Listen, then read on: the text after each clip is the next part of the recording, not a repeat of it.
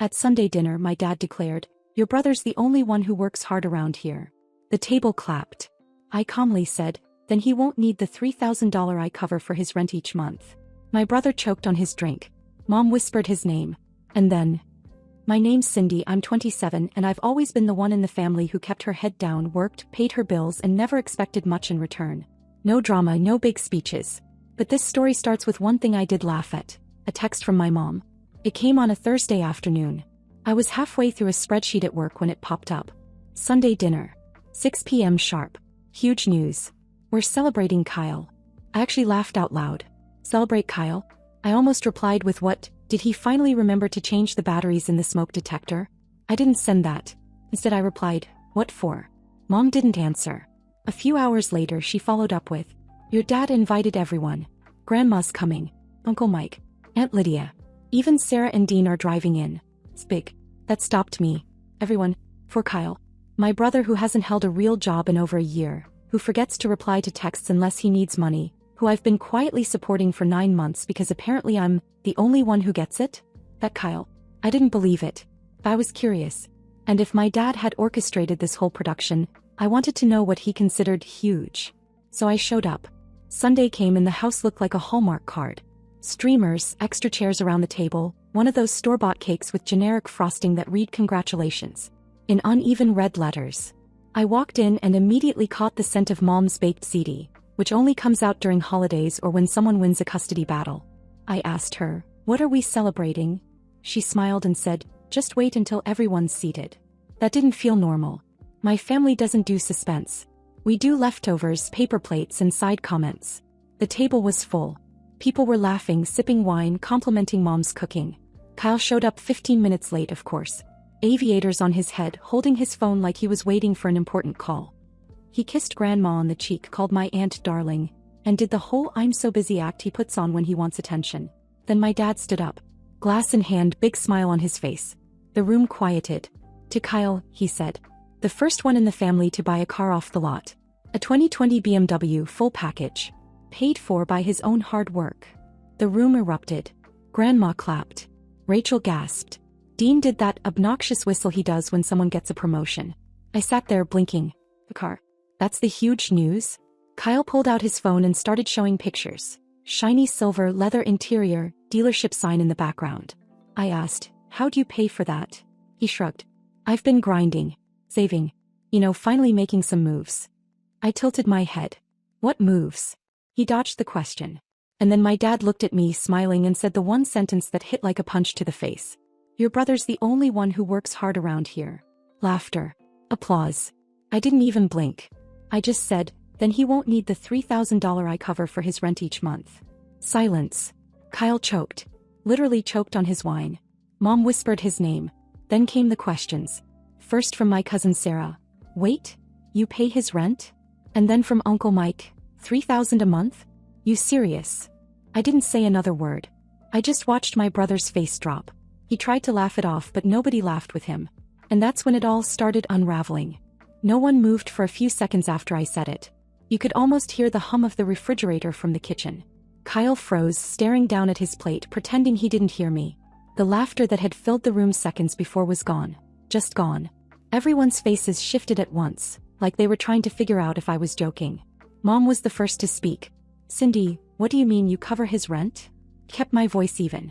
For the past 9 months, I've been paying $3,000 every month so he wouldn't get evicted. It was like I dropped a bomb on the table. Kyle immediately tried to recover. It's not like that. She helped me out once or twice but I'm paying her back. I didn't even need to respond. Aunt Lydia turned toward him, eyebrows raised. $3,000 a month isn't once or twice. My uncle put down his fork. Wait. You're telling me you're living off your sister and buying a BMW? Kyle pushed back his chair a little like he was ready to argue. I had savings, okay? I've been working on projects. Things are picking up.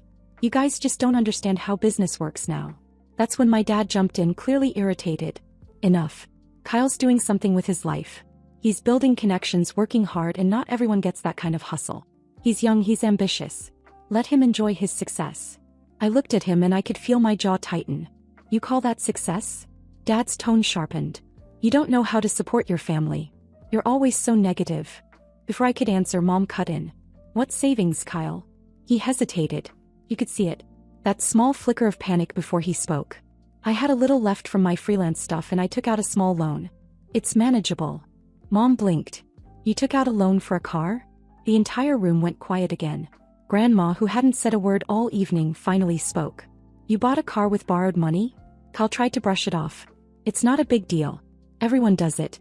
You have to look successful to be successful. That was when Rachel, my cousin, leaned forward. So you're in debt for a car you can't afford while Cindy's been paying your rent? Kyle turned red. I said I'll pay her back. Aunt Lydia said quietly, when? With what? He didn't answer. Dad sighed and rubbed his forehead. You're all missing the point. He's out there taking risks, not playing it safe like some people.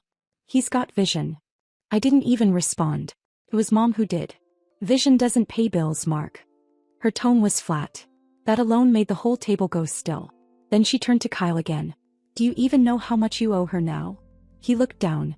I've kept track. I said, that's interesting because I have too. He didn't look up. Sarah, my other cousin, suddenly remembered something. Didn't I offer you a job at my company a few months ago? You said you were too busy with clients. Guess those clients were imaginary. Uncle Mike nodded. Yeah, and I remember lending him $500 last year. Never saw that again. It started spreading around the table, one voice after another. Everyone had a story. Little moments that, put together, painted a very different picture of my brother. The one my dad refused to see. Kyle just sat there, his face pale, his hand gripping his glass like it was an anchor. Mom finally stood up and walked out of the room without a word. The sound of her footsteps upstairs was louder than anything else. Dad looked furious, mostly at me. You didn't need to humiliate him like that in front of everyone. I met his eyes. I didn't plan to, but I'm tired of pretending. No one spoke after that. Not even Grandma. Kyle mumbled something about not needing to sit here and get attacked, grabbed his jacket and left. The sound of the front door slamming echoed through the whole house. Dad followed him out a few minutes later. Mom didn't come back down. I stayed behind to help clear the table. My aunt and cousins helped quietly, no one really saying much. When the last dish was in the sink, Mom finally came down, her eyes red. She asked me softly, why didn't you tell us? I said, because I thought if I gave him time he'd learn. I didn't want to embarrass him. She nodded like she understood, but she didn't say anything else. I left not long after. When I walked out, the house that had felt so warm an hour ago suddenly looked empty, even with all the lights on. That night, Kyle didn't call. Not that I expected him to, but I had a feeling this was just the beginning. Kyle didn't call the next day, or the next 5. I wasn't surprised. That's how he operates. He vanishes when things get uncomfortable like it's a magic trick. Leave, ignore, wait for the mess to blow over, then reappear when he thinks people have cooled off enough to forget. That used to work, but this time? No one forgot. I didn't hear from Dad either. Just silence. Then 3 weeks later I got a voicemail from Mom. Her voice was soft. Not angry, not dramatic, just flat. Like she didn't have the energy to sugarcoat anything. Call me when you have a second. Kyle needs help. At first I rolled my eyes. I figured maybe the dealership wanted their car back or he got a flat tire and didn't know how to fix it. That would be very on brand for him. But when I finally called her back later that night, her tone told me this was different. She didn't even say hello.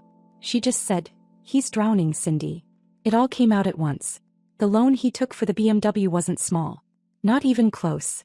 $19,000, not including interest. He'd missed his first 2 payments.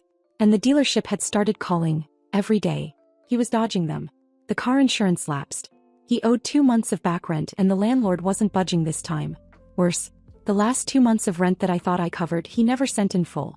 He used part of it as a down payment for the car and figured he could catch up later. So now he was $3,000 behind on rent, deep in debt, the car was at risk of repossession and he had nothing. No savings. No clients. Just excuses that weren't landing anymore. When I asked Mom what Dad thought, she hesitated. Then said, he still thinks Kyle will turn it around. He said it's just a rough patch. I had to laugh. A rough patch. This wasn't a bump in the road. This was a canyon. I told her straight up, I wasn't sending another dollar. She didn't argue. For the first time she didn't defend him. She just said, then he needs to figure it out. 2 nights later I heard a knock on my apartment door. It was late. I looked through the peephole and there he was. Kyle. Hoodie, no jacket, bags under his eyes. I hadn't seen him look like that since college finals week when he tried to pull 3 all-nighters in a row and ended up throwing up in a trash can. He didn't say anything when I opened the door. Just stood there holding his phone and looking lost. I didn't slam the door in his face. I let him in. We sat in my kitchen, and for the first time in years he didn't try to impress me. No sales pitch, no buzzwords. He just said, "I screwed everything up. I don't even know how to fix it." I opened my laptop. I didn't yell. I didn't make a speech. I showed him numbers. Loan payments. Insurance estimates. Rent. Car maintenance. Gas. Food. Cell phone bill. He sat there like someone had hit him with a sledgehammer. Then I told him the only way forward was to work. 3 jobs minimum. 1 wouldn't cut it. He needed to bleed for it because that's what happens when you burn through safety nets. He nodded. Didn't even argue. The next morning I called Sarah, who'd offered him a warehouse job months ago. She was hesitant but agreed to give him one more chance. Then I called a friend who needed a dishwasher for her restaurant. He started both jobs within the week. A few days later he picked up a third, stocking overnight shifts at a grocery store. It was brutal. He texted me one night at 3 a.m. from the store loading dock. Just a photo of his shoes soaked from slush and a one-line message. "I can't feel my feet." I didn't respond with sympathy. I just wrote back, "Keep going." Meanwhile, Dad called me. Twice. I didn't answer the first time. When I finally did, he told me I was being too hard on him. That Kyle wasn't built for this kind of labor. That he had a brain for business, not box lifting. I told him, then maybe he should have bought a whiteboard, not a BMW. He hung up on me. But I knew I was right. For the first time, Kyle was seeing the cost of his choices with no one there to catch him. And slowly I saw him shift. He started packing his own lunches. Woke up without me texting him. Stopped posting selfies in front of luxury cars that didn't belong to him. He even started keeping a little notebook where he tracked every dollar he spent. He wasn't perfect. He was exhausted, stressed, and on edge. But for the first time I didn't see a boy playing adult. I saw a man trying, really trying, to crawl out of his own mess. It was around week 6 of Kyle working all 3 jobs when I started to think something was off. The first sign was the silence. No texts, no sarcastic memes, no late-night complaints about his manager or how much his feet hurt. Just nothing. I gave it 2 days. On the 3rd I called. No answer. 4th day I texted him, "You alive?" No reply. I figured he was either burned out or hiding something. I wasn't expecting the call that came the next morning. It was Mom. Her voice was shaking. "He collapsed at work last night." I froze. Apparently it happened during his overnight stocking shift. He was lifting a box, sat down for a second and just didn't get up. His manager said he looked pale all week, wasn't eating, kept pushing himself. He got taken to urgent care. Nothing life-threatening, but the doctor said his blood pressure was low, he was dehydrated, borderline anemic. The guy had been surviving on black coffee and peanut butter crackers. I drove over to see him. When I walked into that bland little room and saw him lying there with an IV in his arm, he looked more like a ghost than my brother. He gave me a weak smile. "Didn't want to call you. Figured you'd say I told you so." I didn't. I just handed him a protein bar from my bag and told him to shut up and eat. That night Mom called everyone together. She said we needed to talk about Kyle. And by everyone I mean everyone. Dad, Aunt Lydia, Grandma, both cousins, even Uncle Mike, who usually only shows up for football or free food.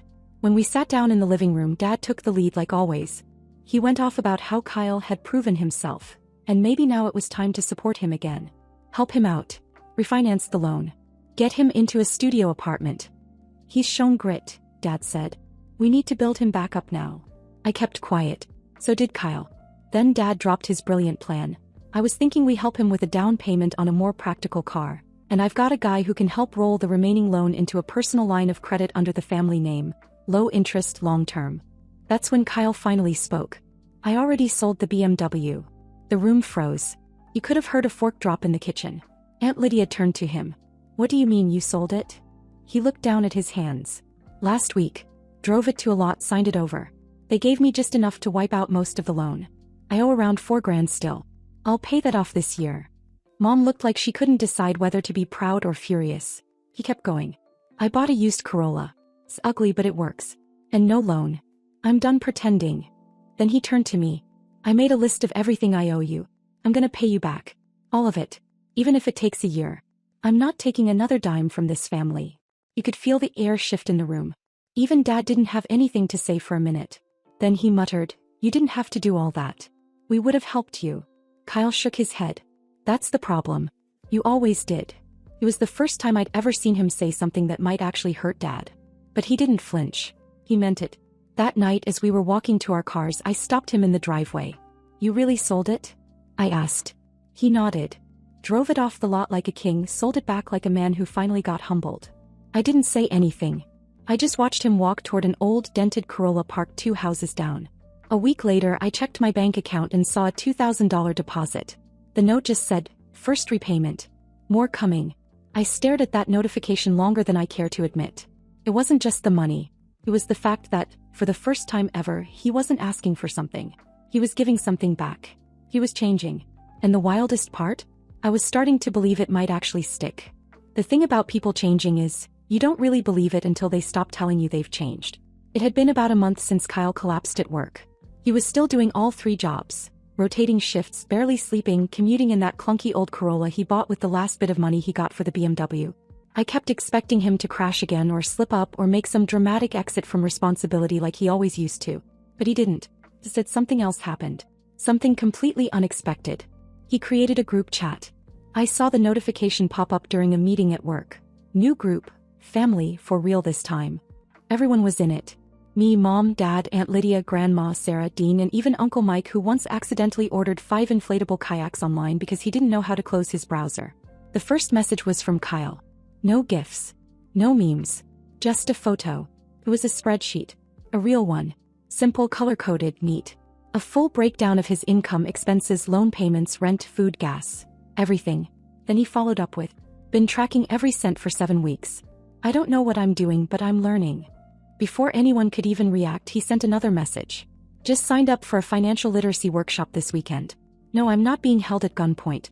Anyone else want in?" I read that twice. This was the same brother who used to Venmo me $7 with the caption "rentish" and blow the rest of his paycheck on sneakers or vape cartridges. And now he was inviting us to a budgeting workshop. Aunt Lydia replied first. "I'm in. Been meaning to learn that stuff anyway." Then Mom. "Proud of you, honey. That's huge." Even Grandma tried.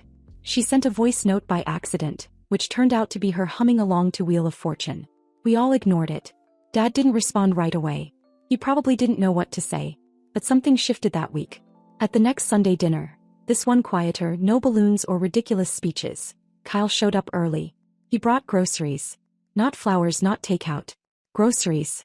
Like actual stuff for the meal. He helped Mom in the kitchen. Washed dishes without being asked. Cleaned up his own mess. Didn't sit with his feet on the coffee table or disappear to scroll on his phone like he usually did. And after dinner he pulled me aside. He handed me a small envelope. Said, "No speech. Just open it when you're home." Inside were 10 $100 bills and a handwritten note that said, "1 month's rent. Real this time. No interest. Just gratitude. More coming." I sat with that for a long time.